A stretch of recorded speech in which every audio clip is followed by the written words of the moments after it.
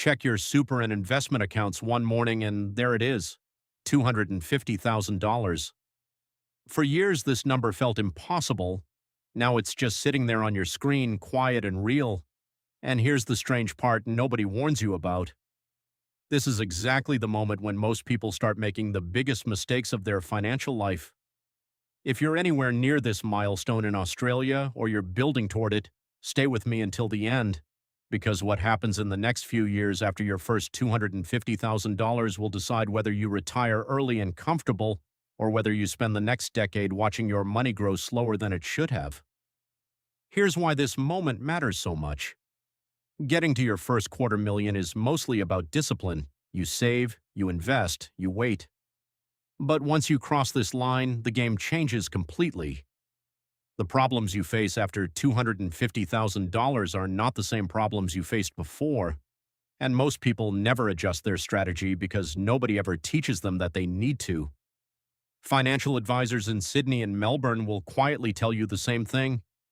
The clients who struggle the most are not the ones with $50,000, they're the ones with $250,000, because suddenly they have real decisions to make and real money to lose if they get those decisions wrong. So let's talk about what actually happens after this point and how to handle it the smart way. The first thing that changes is your relationship with risk. When you had $20,000 invested, a bad month barely registered. A 10% drop was $2,000. Annoying but survivable. Once you have $250,000, that same 10% drop is $25,000. Suddenly, the market feels personal. This is where a lot of Australians panic and pull money out of shares or manage funds at exactly the wrong time, locking in losses that would have recovered if they'd simply stayed invested. Here's where things get interesting, though. The people who handle this stage well are not the ones who avoid risk completely. They're the ones who understand something most beginners don't. Your $250,000 is not one pile of money. It's several different piles, each with a different job, and each one should be treated differently. Let's say a portion of that money is inside your superannuation. That money is locked away for decades, so short-term market drops barely matter. Let's say another portion is in shares or ETFs outside super, money you're using to eventually buy a home or build passive income.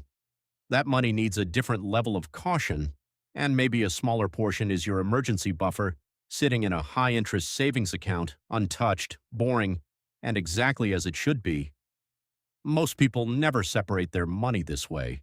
They look at one big number and make one big emotional decision. That's the first major mistake that shows up right around this milestone. Now here's something surprising. The second big shift after $250,000 is not about your money, it's about your behavior. Psychologists who study wealth have noticed a pattern. Once people cross a meaningful savings milestone, many of them unconsciously relax. They think, I've done the hard part, now I can loosen up a little. A slightly nicer car, a slightly bigger holiday, slightly less attention paid to the budget. Individually, these choices seem harmless, but this is exactly how people plateau at $250,000 for years, sometimes for the rest of their working life, without ever realizing why their progress slowed down. The wealthy families and long-term investors who actually break through this stage do the opposite. They treat $250,000 not as a finish line, but as the point where compounding finally starts doing real work for them. And that's the part most people underestimate completely. Let me show you why. If your $250,000 grows at a long-term average return, somewhere in the range that Australian share markets have historically delivered over many decades, the growth in dollar terms starts to look very different from what you experienced early on.